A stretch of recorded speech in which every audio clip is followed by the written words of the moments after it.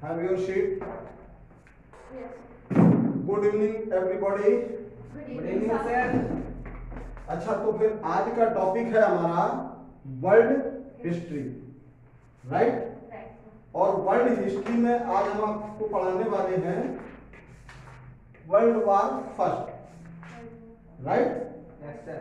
Means today's topic is world war first, means प्रथम विश्व युद्ध। अब इस सबसे पहले तो आप ये जान लें कि ये प्रथम जो विश्व युद्ध है, इसे प्रथम विश्व युद्ध क्यों कहा गया है? इसको ग्रेट वार भी कहा गया है, ग्लोबल वार भी कहा जाता है इसे, और इसे महान युद्ध या ग्रेट वार इसलिए कहा गया है क्योंकि तत्कालीन समय में जब ये युद्ध चल रहा था तो दुनिया ने ये माना था कि जिस तरह का ये भीषण युद्ध हुआ है, अब दुनिया के इतिहास में शायद कभी दोबारा दूसरा युद्ध ना हो। लेकिन इसके बाद भी फिर युद्ध हो गया, विश्व युद्ध द्वितीय। जब दोबारा विश्व युद्ध हो गया तो फिर इस ग्रेट वार को वर्ल्ड वार फर्स्ट का नाम दे दिया।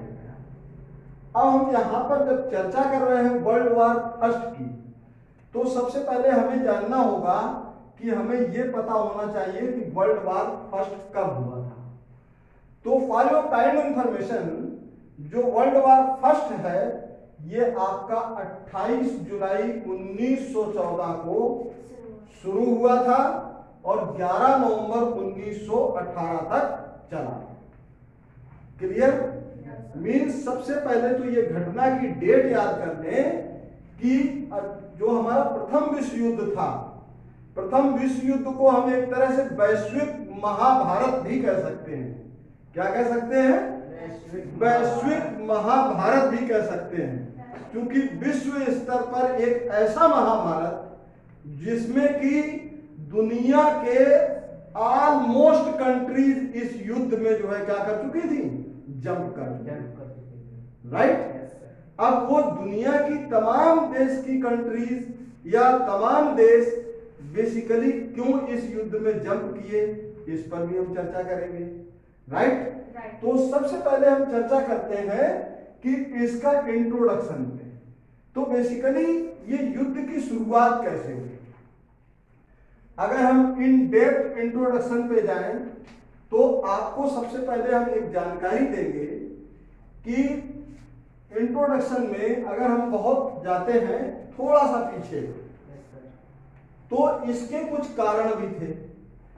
यद्यप मैं कारणों पर चर्चा नहीं कर रहा हूं, बेसिकली ये युद्ध हुआ था ऑस्ट्रिया हंगरी किसके बीच? Austria Hungary and no not Germany, Serbia. Austria Hungary और सर्बिया के बीच युद्ध होने वाला था। मींस मतभेद जो उत्पन्न हुआ था, जो डिस्प्यूट क्रिएट हुए थे, वो बेसिकली ऑस्ट्रिया हंगरी और सर्बिया के बीच क्रिएट हुए थे। और ये जो है एक छोटा सा डिस्प्यूट वर्ल्ड वार में कैसे टर्न हो गया, how it turn into world war, how it turn into great war. ये कैसे ग्रेट वार में चेंज हुआ, कैसे ये वर्ल्ड वार में चेंज हुआ। तो सबसे पहले हम बात करते हैं बेसिकली हुआ क्या था। ऑस्ट्रिया हंगरी, किसकी बात कर रहे हैं हम इंट्रोडक्शन में, राइट? Austria Hungary. तो ऑस्ट्रिया हंगरी के उस समय जो शासक थे, रूलर थे, वो कौन थे? सबसे पहले तो हम इस पर चर्चा करेंगे, राइट? कौन थे rulers? Do you know that who was the ruler of Austria Hungary that time? Means तत्कालीन समय में अगर हम बात करें तो इसके जो है रूलर्स कौन थे? तो आपको हम यहां पर बताएंगे इसके रूलर्स थे Franz, not Fernando, Franz Joseph. Franz Joseph was ruler of that time. Franz Joseph of Austria Hungary के क्या थे? शासक थे. ये पॉइंट उस समय याद रखिए. फ्रांस जोसेफ का जो सन था, सन इन द सेंस इसको हम कह सकते हैं सक्सेजर. सक्सेजर मीन्स उत्तराधिकारी. am I right or wrong? Right. Means या भाई फ्रांस जोसेफ अगर रूलर है ऑस्ट्रिया हंगरी के तो उनका बेटा ही तो सक्सेजर बनेगा. राजा का राइट. या जिसको हम राजा का जो बेटा होता था उसको हम दूसरी भाषा में क्या कह सकते हैं? प्रिंस. मीन्स फ्रांस जोसेफ के जो प्रिंस थे, राजकुमार थे, या फ्रांस जोसेफ के जो उत्तराधिकारी थे, बेसिकली उत्तराधिकारी वो फ्रांस जोसेफ के क्या ऑस्ट्रिया हंगरी के उत्तराधिकारी हुए.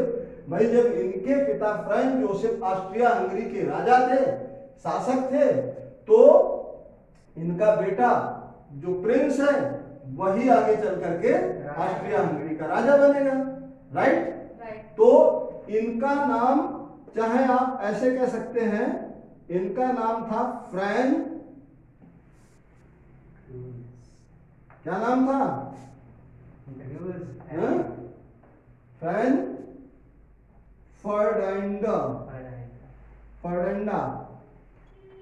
फ्रैन फर्डिनांड ये इनके बेटे थे.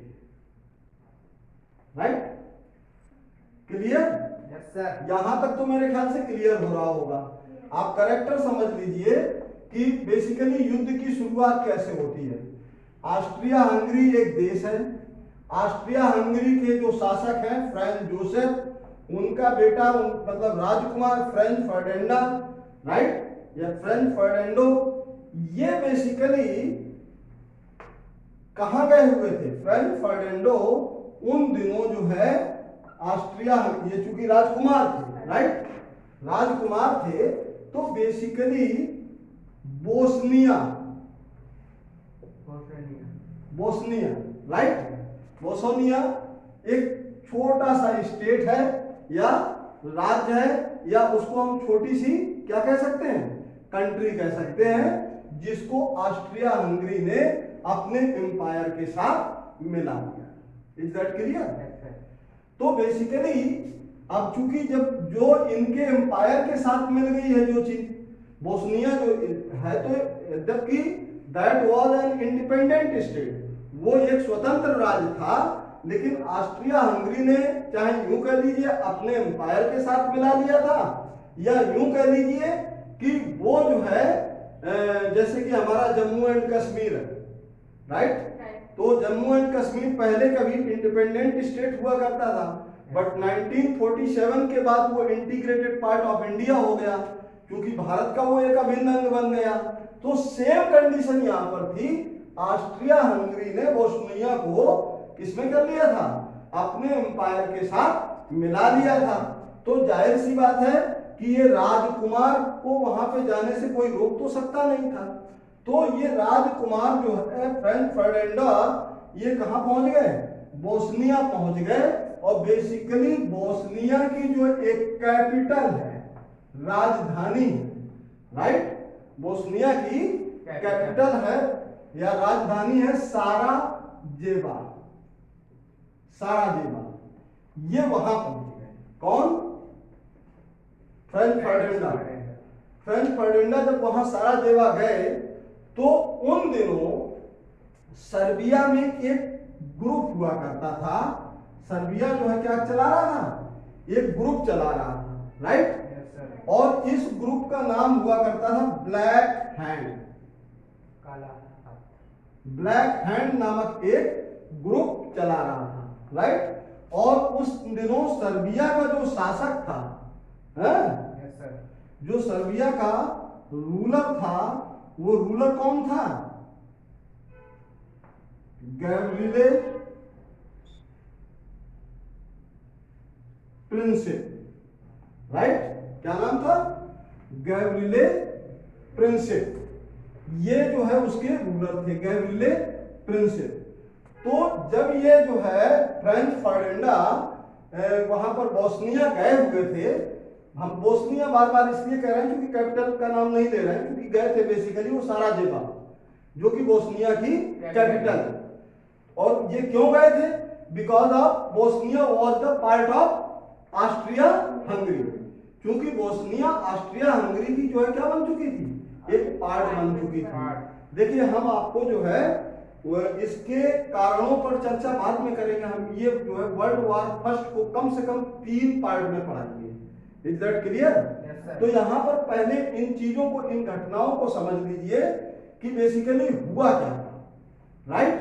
तो हमने पहले आपको ये बताया कि 28 जुलाई 1914 से लेकर के 11 नवंबर 1918 तक हमारा प्रथम विश्व युद्ध चला गया। और विश्व युद्ध की शुरुआत कहां से होती है? ऑस्ट्रिया हंगरी और सर्बिया के बीच मतभेद, मींस ऑस्ट्रिया हंगरी और सर्बिया के बीच मतभेद भी नहीं कहेंगे, बल्कि ये डिस्प्यूट कोई साधारण डिस्प्यूट नहीं था, बल्कि ये इन दोनों में शत्रुता। और शत्रुता का कारण क्या था? शत्रुता का कारण ये था कि ऑस्ट्रिया हंगरी के जो शासक थे फ्रैंक जोसेफ का बेटा फ्रैंक फर्डिनेंड, ये जब जो है कहां पहुंचे? बोस्निया पहुंचे। तो बोस्निया ये अपनी पत्नी के साथ गए हुए थे। किसके साथ गए थे? With his wife. किसके साथ गए? With his wife. अपनी पत्नी के साथ कहां गए?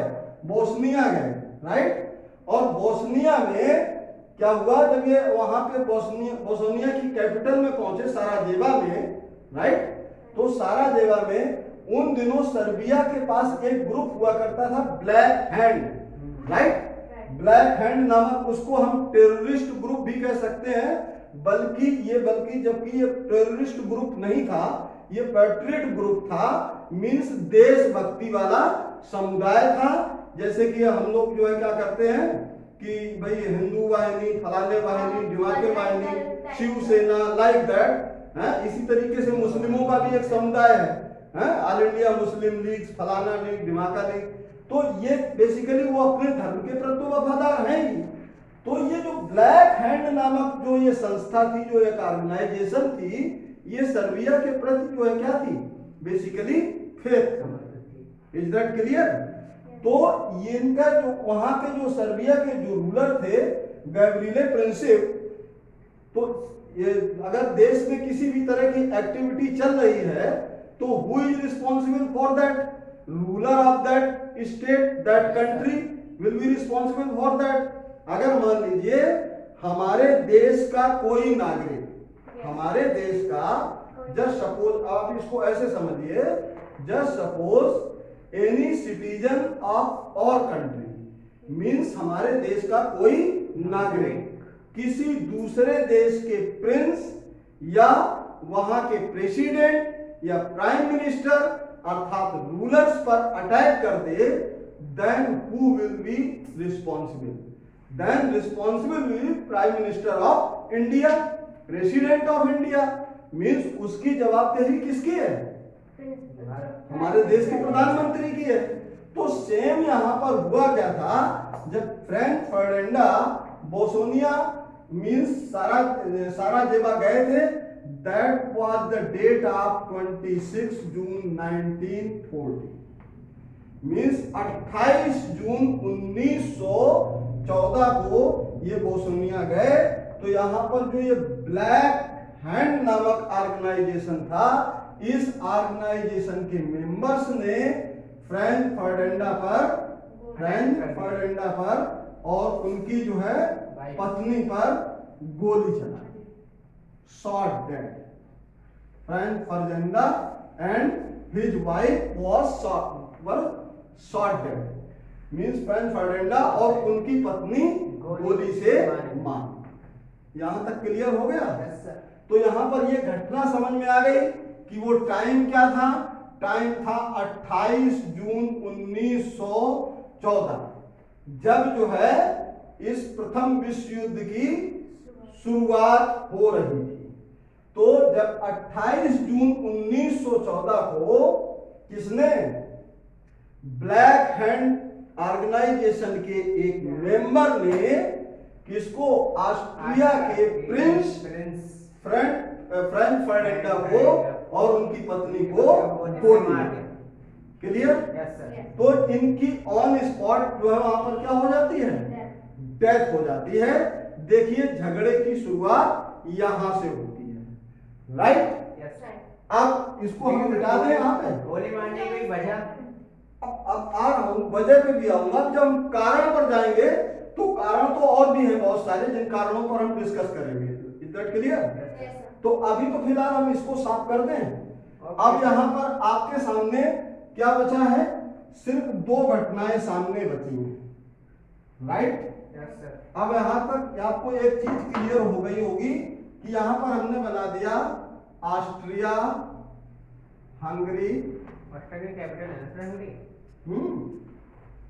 ठीक है, और एक तरफ हो गया सर्बिया।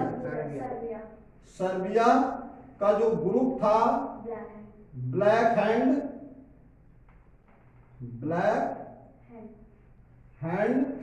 इस ऑर्गेनाइजेशन कह लो या ग्रुप कह लो, ठीक है, ऑर्गेनाइजेशन कह लो। और इस ऑर्गेनाइजेशन के मेंबर इसका नाम क्या था, इसका भी नाम प्रिंसिप ही था, राइट? प्रिंसिप ने क्या कर दिया, इसके राजा का क्या नाम था,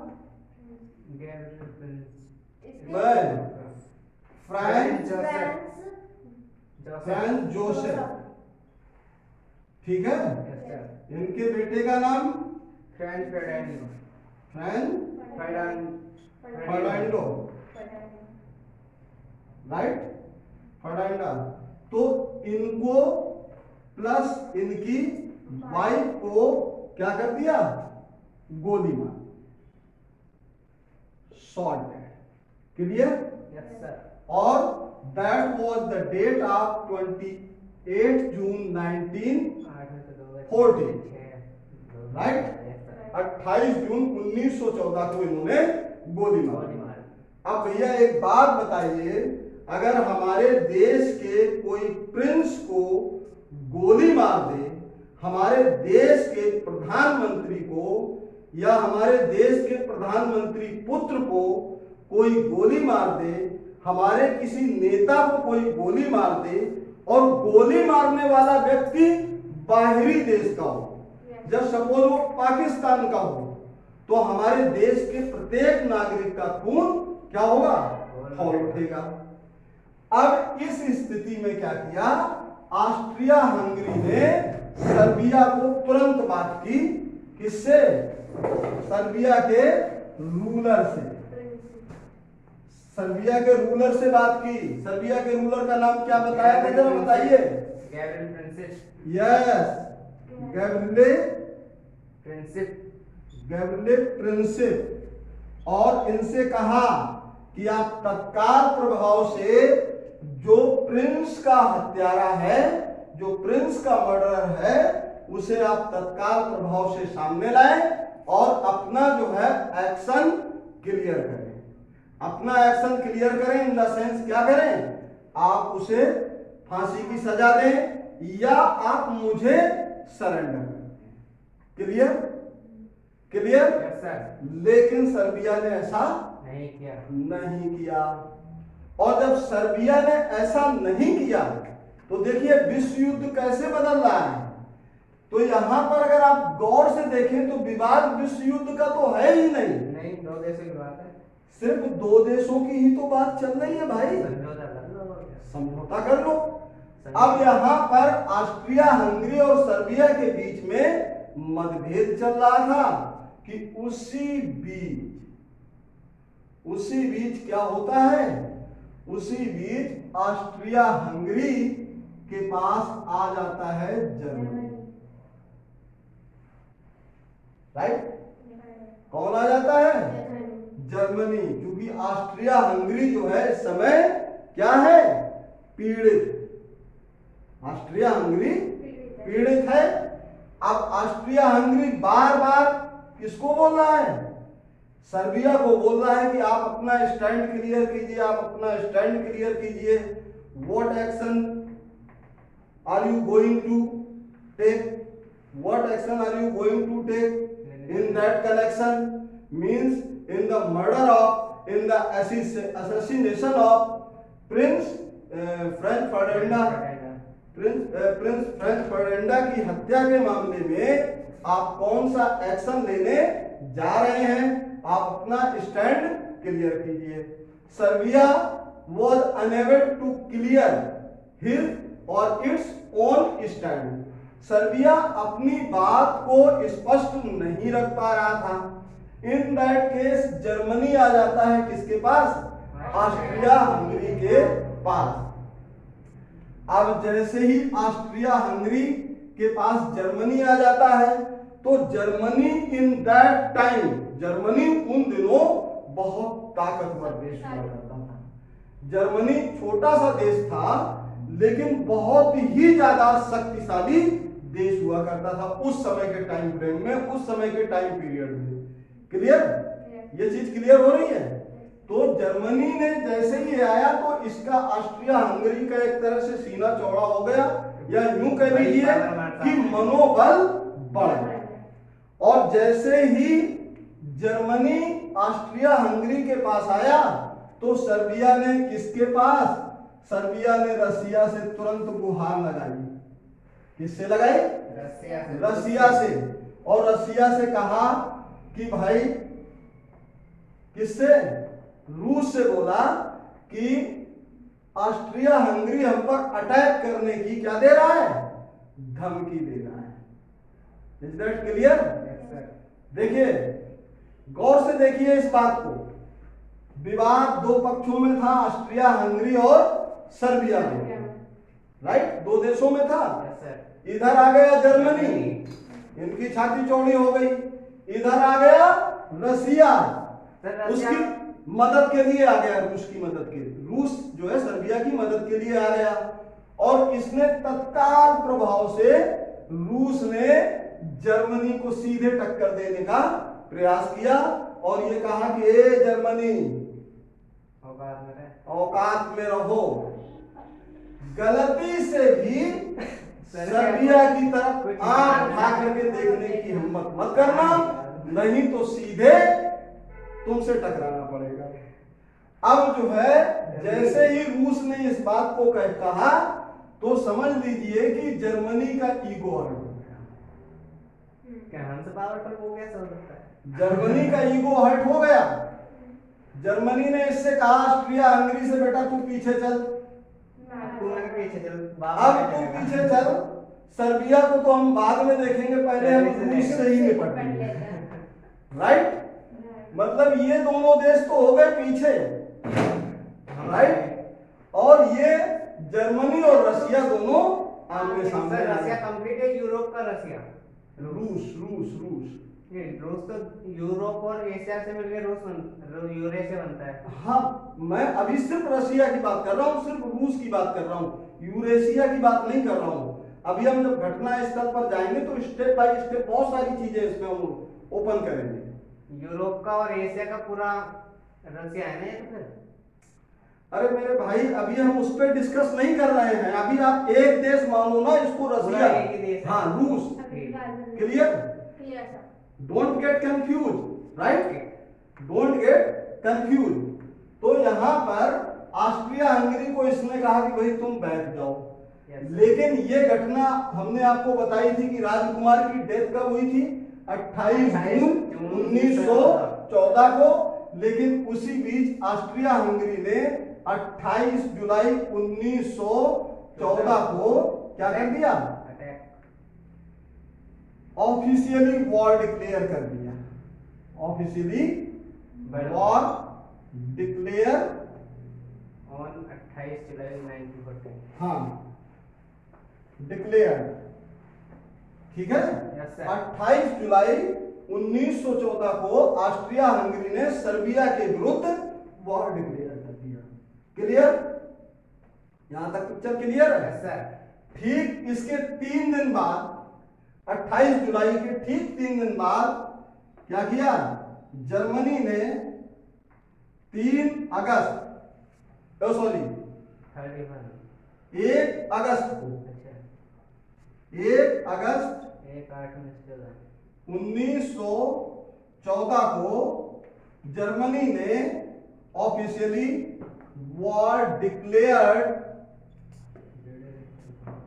अगेंस्ट रसिया अर्थात रूस, राइट। 1 अगस्त 1914 को जर्मनी ने रूस के विरुद्ध ऑफिशियली वॉर डिक्लेयर कर दिया। Is that clear? Yes sir, ये सर, ऑस्ट्रिया हंगरी ने सर्बिया के विरुद्ध किया था। ऑस्ट्रिया हंगरी ने सर्बिया के विरुद्ध वॉर डिक्लेयर किया कब? 28 जुलाई 1914 को। और बिकॉज ऑफ इंटरवेन कर रहा था रूस सर्बिया की तरफ से, तो जर्मनी का ईगो हर्ट हुआ। जर्मनी ने 1 अगस्त 1914 को रूस के विरुद्ध भी वॉर डिक्लेयर कर दिया। Is that clear? Yes sir, clear और not? Yes sir, not clear? Yes sir पहले मैं मिटा देता हूं, चीजें क्लियर हो जानी चाहिए बहुत अच्छे तरीके से, point two point, right. Yes sir इस तरफ सर्बिया था, यस सर, इस तरफ Hungary Austria Hungary, right. Yes yes sir sir, Austria Hungary ने सर्बिया के विरुद्ध 28 वॉर जुलाई कब डिक्लेयर किया? 28 जुलाई 1914 को। Means Austria Hungary declared official war. तो सर ये युद्ध जो हुआ इन दोनों के बीच में ही हुआ? रुक जाइए यार, रुक जाइए, धैर्य रखिए थोड़ा सा, मैं लेक्चर दे रहा हूँ ना, पूरा करूंगा lecture. Okay point two point. 28 जुलाई 1914 को वॉर डिक्लेयर किया किसने? ऑस्ट्रिया हंगरी ने, वॉर अगेंस्ट सर्बिया। सर्बिया। ठीक, ये चीज क्लियर है, ये डेट क्लियर है। यस सर कौन डिक्लेयर कर रहा है? ऑस्ट्रेलिया हंगरी कर रहा है। Austria Hungary Serbia war against Serbia. Okay sir clear? Yes yes sir sir, clear? Yes yes sir sir, that's good. Now because of मैंने कहा था कि सर्बिया की तरफ से कौन आ गया था? रसिया रूस आ गया था, रसिया ये ऐड हो गया था। जर्मनी। और इसकी तरफ से कौन आ गया था? Germany Germany. यहां तक क्लियर हो रहा है? Yes, यस सर, तो अब देखिए, चूंकि रसिया ने इंटरवेन करते हुए जर्मनी को बोला था, Yes, क्या sir. बोला था कि इस तरफ सर्बिया की तरफ आंख उठा के देखने की आवश्यकता नहीं है। इस बात से ईगो हर्ट हुआ किसका? जर्मनी का। तो जर्मनी ने कहा हम सर्बिया से बाद में निपटेंगे, हम पहले रूस से ही निपट लें। ओके अब चीज क्लियर हो गई? यस सर ऑन वर्ड्स, या यूं कह सकते हैं on 1 August 1914 Germany declared war against Russia. Clear? Yes sir तो चूंकि रसिया ने इसको धमकी दी थी ना कि ये जर्मनी शांत हो जाइए, यस सर ये दो देशों का आपसी मसला है, हाँ बीच में जंप करने की जरूरत नहीं है। ये किसने कहा था? रूस। रूस ने कहा था। भाई जब इसने सर्बिया ने रूस से मदद मांगी थी, हाँ सर्बिया ने रूस से मदद मांगी थी कि ऑस्ट्रिया हंगरी हम पर जो है धमकी दे रहा है हम पर हमला करने की। यस सर और चूंकि यद्यपि ये धमकी दे रहा था, हाँ लेकिन ऑफिशियली ये डिक्लेयर नहीं कर रहा था।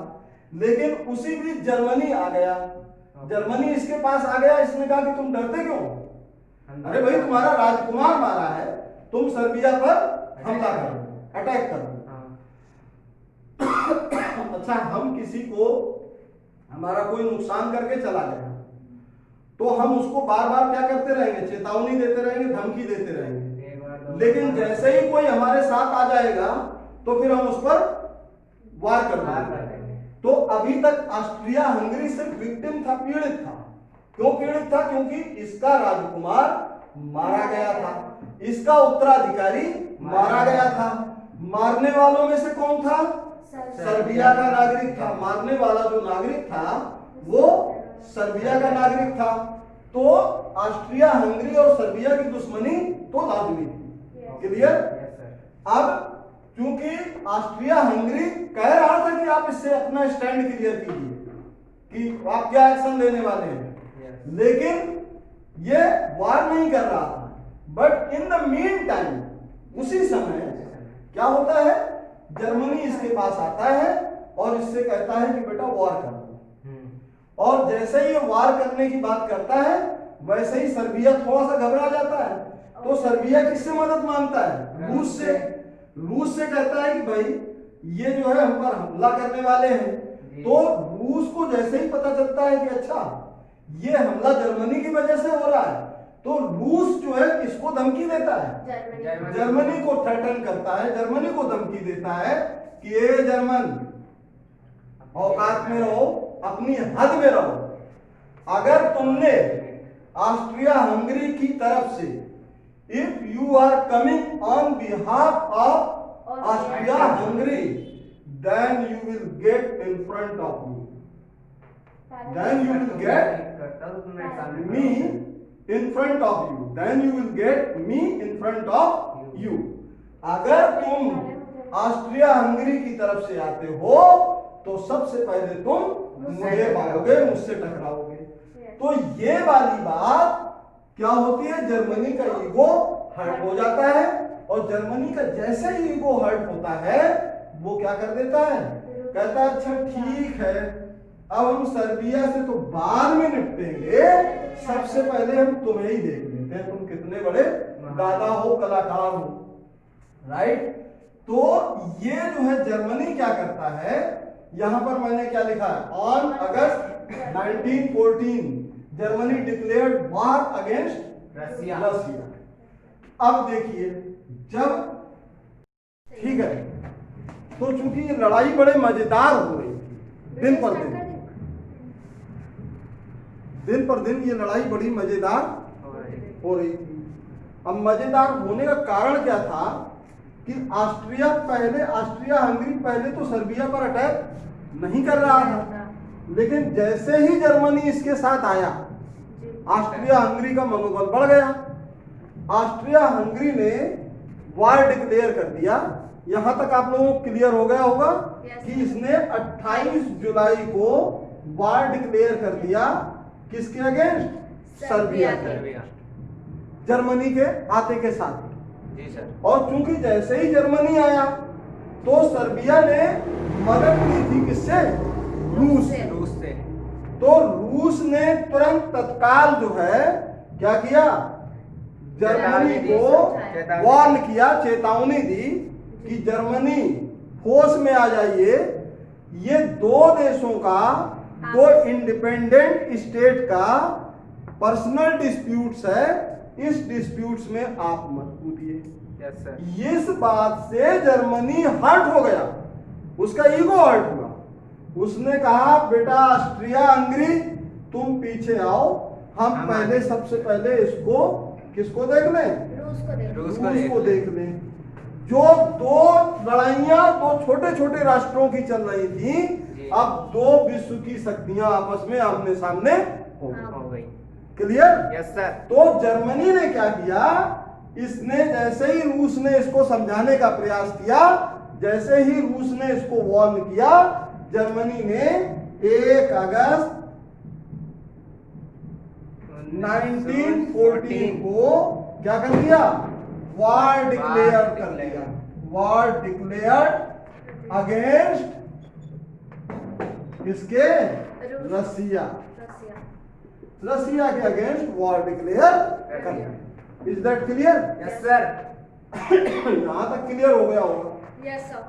अब इसके बाद क्या हुआ, जब ये रसिया पर वार डिक्लेयर करने जा रहा था तो because of France was neighbour country of Germany. France जो है जर्मनी का पड़ोसी राज्य है, लेकिन रूस का फ्रेंड भी है। But friend of Russia. तो उसने समझाया। तो रूस ने क्या कहा, इसको फ्रांस को बोला कि यार तुम्हारा पड़ोसी है, इसको समझाओ, जी। इसको समझाओ कि हमसे टक्कर लेने की गलती ना करे। तो फ्रांस ने क्या किया, फ्रांस ने रूस को समझाने का प्रयास किया, और ये वाली बात भी जर्मनी को बुरी लगी। इससे भी जर्मनी तिलमिला उठा।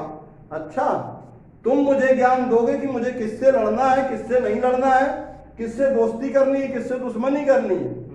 उसने कहा रूस से बाद में निपटेंगे, सबसे पहले हम उससे निपटते हैं। तुमसे ही निपट लेते हैं। Is that clear? Yes, sir. अब इससे तो निपटते हैं। इससे निपटने के लिए उसने क्या किया, 3 अगस्त को बार डिक्लेयर कर दिया। वॉर डिक्लेयर कर दिया। किसके against? France. War declare against France. France. France के विरुद्ध इसने वॉर डिक्लेयर कर। Yes sir. क्लियर? Yes, यहां sir. तक अभी इसको कंटिन्यू रहने देना, स्टॉप कर दो एक मिनट, कंटिन्यू। फिर हुआ क्या, इसने फ्रांस के अगेंस्ट भी वॉर डिक्लेयर कर दिया। Yes sir. क्लियर? अब चूंकि फ्रांस पर अटैक करने के लिए इसको कहां से होकर के जाना था, Belgium. बेल्जियम के रास्ते जाना था, बेल्जियम के थ्रू जाना था। तो बेल्जियम ने इंटरवेन किया, बेल्जियम ने इंटरवेन किया, हस्तक्षेप किया कि नहीं भाई, हम आपको अपने देश से होकर के नहीं जाने देंगे, ये चीज गलत है, आप किसी दूसरे रास्ते से चले जाइए। तो इसने बेल्जियम से भी बोल दिया 5 अगस्त को। इसने बेल्जियम से 5 अगस्त को बोला कि तो सबसे पहले हम तुम्ही से निपट लेते हैं, राइट? Yes sir. 5 अगस्त अगेंस्ट बेल्जियम। और चूंकि बेल्जियम जो है उन दिनों किसकी, इंग्लैंड की या ग्रेट ब्रिटेन की जो है क्या थी, कॉलोनी हुआ करती थी। और बेल्जियम उसका इंग्लैंड का मित्र राष्ट्र भी था, मित्र राष्ट्र, फ्रेंड राष्ट्र भी था। तो ये चीज इंग्लैंड को खराब लगी। तो इंग्लैंड ने भी जर्मनी को बोला कि थोड़ा सा ठहर जाओ, तुमने अगर बेल्जियम पर अटैक किया या फ्रांस पर अटैक किया तो it means you are going to attack on England. तुम ग्रेट ब्रिटेन पर, तुम इंग्लैंड पर अटैक करने जा रहे हो, इसलिए थोड़ा सा होश में आओ। Clear? Yes, sir. Clear? Yes sir. तो यहां जैसे ही इंग्लैंड इंटरवेन करता है, कौन England? England, great Britain England का वो करता है। तो इसने क्या कहा जर्मनी ने कि चलो छोड़ो, हम फ्रांस को भी बाद में देखेंगे, बेल्जियम को भी बाद में देखेंगे, हम सबसे पहले क्या करते हैं, इंग्लैंड से भी निपट लेते हैं, राइट? Right. तो अगेंस्ट इंग्लैंड मींस इसने, जर्मनी ने 8 अगस्त 1914 को इंग्लैंड के विरुद्ध भी वॉर डिक्लेयर कर दिया, ऑफिशियली डिक्लेयर कर दिया। इट मींस यहां पर जर्मनी की इस समय तानाशाही चल रही थी, इससे अपनी ताकत संभल नहीं रही थी। इस जर्मनी का यह मानना था कि हम अपनी कुल जीडीपी का, जो हमारी कुल राष्ट्रीय आय है, जीडीपी का मतलब राष्ट्रीय आय से भी होता है, जो हमारी कुल जीडीपी है, कुल राष्ट्रीय आय है, उसका 85% हम अपने देश की सेना पर खर्च करते हैं। तो ये राष्ट्र हमको बताएंगे कि हमें किससे दोस्ती करनी है, किससे दुश्मनी करनी है। कौन हमको ज्ञान दे सकता है? जो हमें ज्ञान देगा, जो हमें ज्ञान देगा, हम सबसे पहले उसी से निपटेंगे। जो हमको चेतावनी देगा, हम सबसे पहले उसी से निपटेंगे। जो हमें समझाने का प्रयास करेगा, हम सबसे पहले उसी से निपटेंगे। Is that clear? Yes Yes, sir. sir. यहां तक क्लियर हो रहा है? Yes. इवन देन फ्रांस को तो इसने बर्बाद करने का जो है ठान लिया था। फ्रांस की राजधानी है पेरिस, इसने रोड मैप भी तैयार कर लिया था जर्मनी ने कि हम पेरिस पर भी कब्जा कर लेंगे। क्या कर लेंगे? पेरिस पर भी कब्जा कर लेंगे। फ्रांस की राजधानी क्या है? Paris, right? तो इसने कहा हम पेरिस पर भी कब्जा कर लेंगे। तो बेसिकली किस तरीके से युद्ध चला, कितने राष्ट्रों ने इस प्रथम विश्व युद्ध में हिस्सा लिया, इन टॉपिक पर हम डिस्कस करते हैं अब, और कैसे कैसे आए। इसके बाद इसके कारणों पर हम चर्चा करेंगे नेक्स्ट वीडियो में, राइट। Yes sir. तो हम सबसे पहले आते हैं कि कितने राष्ट्र जो है इस विश्व युद्ध की आग में जल उठे एक साथ। तो आपकी जानकारी के लिए बता दूं, टोटल नंबर ऑफ कंट्रीज जो है इस विश्व युद्ध, प्रथम विश्व युद्ध में जो लड़ रही थी वो कितनी थी? 37 कंट्रीज टोटल लड़ रही थी। टोटल नंबर ऑफ आर्मीज की बात करें अगर, को देश की जो है विश्व की कितनी सेना लगभग इसमें इंगेज थी इस विश्व युद्ध में, तो लगभग 2 CR आर्मी जो है, लगभग 2 करोड़ सेना इस विश्व युद्ध में भाग ले रही थी। ये वैश्विक महाभारत है, राइट। और इसके हमने केंद्र बताई दिए हैं, इसका कुरुक्षेत्र बताई दिया है। इसके कुरुक्षेत्र क्या थे? इसके जो है कुरुक्षेत्र थे Europe, Asia and Africa. Africa इसका, ये इसके कुरुक्षेत्र का मैदान बना हुआ था, राइट। ये विश्व युद्ध जो है, प्रथम विश्व युद्ध यहीं पर हुआ था, यूरोप, एशिया एंड अफ्रीका में। Is that clear? Yes sir. तो टोटल नंबर ऑफ आर्मी इसमें जो है लगभग कितनी थी? 2 करोड़ आर्मी इसमें भाग ले रही थी, जो कि दुनिया भर की आर्मी थी, राइट। Yes, sir. और दुनिया भर की इन तमाम आर्मी में लगभग 1 करोड़ 10 लाख सेना जो है क्या हुई थी? इस युद्ध में मारी गई थी। लगभग 60 लाख आर्मी जो है क्या थी? वो बाउंडेड थी, घायल हो गई थी, या हम कह सकते हैं जख्मी थी, राइट। Yes sir. या और इसमें करीब 70 लाख लाख नागरिक भी मारे गए थे, सिविलियंस भी इस विश्व युद्ध में। सर 60 लाख। हाँ 60 लाख 70 लाख कुछ भी लिख दो, ये एक फिगर है, एग्जैक्ट फिगर नहीं है ये। इसमें हम कह सकते हैं कि दुनिया भर के लगभग 3 करोड़ लोग भी अगर हम कहें कि मारे गए थे। जर्मनी की तो भाई साहब हालत खराब हो गई थी, जर्मनी की हालत तो इतनी खराब हो गई थी कि इस प्रथम विश्व युद्ध के बाद वहां पर पुरुषों की संख्या कम पड़ गई थी। आपकी जानकारी के लिए बता दूं, पुरुषों की संख्या इतनी कम हो गई थी कि वहां पर एक पुरुष के हिस्से में लगभग 3 पत्नियां आती थी, इतनी कम हो गई थी। और इसने एक मोनोपोली भी बनाई थी। मोनोपोली ये भी बनाई थी इसने, हम चूंकि नेक्स्ट जो वीडियो बनाएंगे, जो नेक्स्ट लेक्चर होगा, हमारा अगला लेक्चर होगा, उसमें हम ये क्लियर भी करेंगे। इसने अपने देश के हर नागरिक को सैनिक बना दिया था।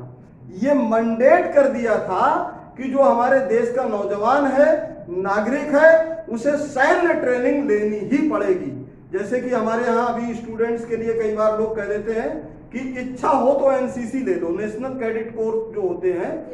एनसीसी में क्या हम लोग सेना की ट्रेनिंग लेते हैं स्टूडेंट्स, लेकिन वो हम कंपल्स नहीं करते हैं, किसी को बॉदर्ड नहीं करते हैं, बाध्य नहीं करते हैं कि नहीं नहीं हर स्टूडेंट को एनसीसी लेनी है। मीन्स कंपल्सरी नहीं है, इट्स योर ओन चॉइस। ये आपकी अपनी चॉइस है कि आप एनसीसी लेंगे या नहीं लेंगे। लेकिन जर्मनी ने क्या कहा? नहीं, कंपल्सरी देश के हर नागरिक को सेना की ट्रेनिंग लेनी ही पड़ेगी। क्यों लेनी पड़ेगी? कि अगर विश्व युद्ध की बारे में नहीं, अगर किसी देश का से अगर हमारा युद्ध होता है तो हमारे देश का बच्चा जो है क्या हो? सैनिक हो। अगर जरूरत पड़े तो हम किसी भी जवान को जो है ये कह सकते हैं कि जाओ जाकर के उससे युद्ध करो जाकर के। Is that clear? तो यहाँ पर ये चीज थी। अच्छा, मैं आपको ये भी हम बताना चाह रहे थे कि जो ये प्रथम विश्व युद्ध है, ये ऑस्ट्रिया के राजकुमार फ्रेंच फर्नांडो का की हत्या मात्र कारण नहीं था। That was the then reason. Means उस समय का ये तत्कालिक कारण हो सकता है, तत्कालिक कारण हो सकता है कि ये विश्व युद्ध हो गया, राइट। लेकिन ये कारण नहीं था। इन फैक्ट जो है प्रथम विश्व युद्ध की जो पटकथा थी, जो स्क्रिप्ट थी, वो 1871 में बिस्मार्क के द्वारा लिखी गई थी। ये पॉइंट आप लोग नोट कर लें। I think you got this point. आप समझ गए होंगे कि 1871 में the script of WW1 means the script of world war first, the script of this great war was written in 1871 by Bismarck. Bismarck के द्वारा 1871 में प्रथम विश्व युद्ध की पटकथा लिखी गई थी। इनफैक्ट ये पटकथा कैसे लिखी गई थी, अब हम आपको जानकारी दे दें कि जो जर्मनी है, बेसिकली इसका प्राचीन जो नेम है वो जर्मेनिया हुआ करता था, जो कि 900 ईस्वी से लेकर के 1804 ईस्वी तक था। और जर्मनी ये 1804 के बाद जर्मनी हुआ। जर्मनी 1804 के बाद जर्मनी हुआ। इससे पहले ये क्या था? It was Germania.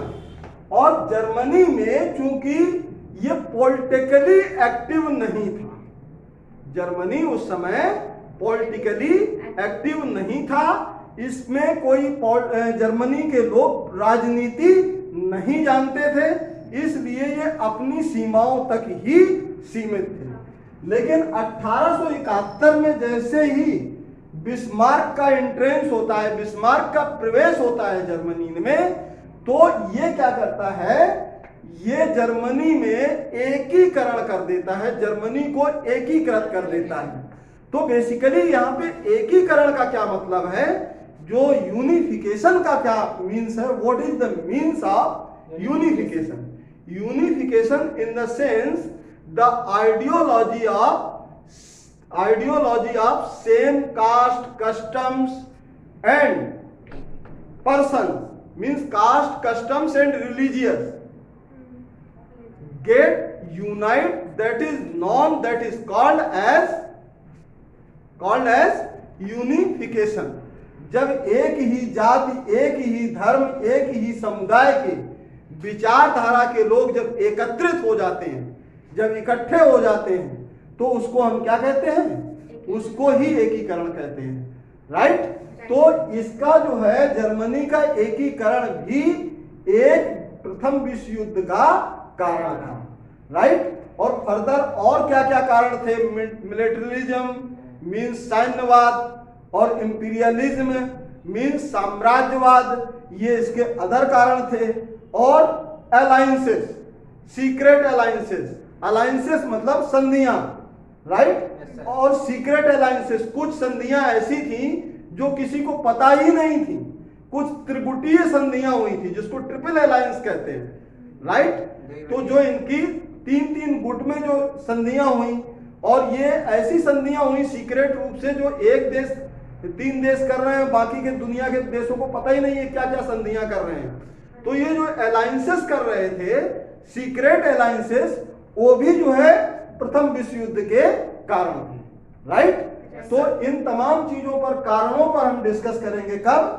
Next topic में। आई थिंक ये चीज बिल्कुल पूरी तरह से ये टॉपिक क्लियर हो गया होगा कि प्रथम विश्व युद्ध की का इंट्रोडक्शन क्लियर हो गया होगा कि प्रथम विश्व युद्ध कब, कैसे, कहां पर और किन परिस्थितियों में हुआ।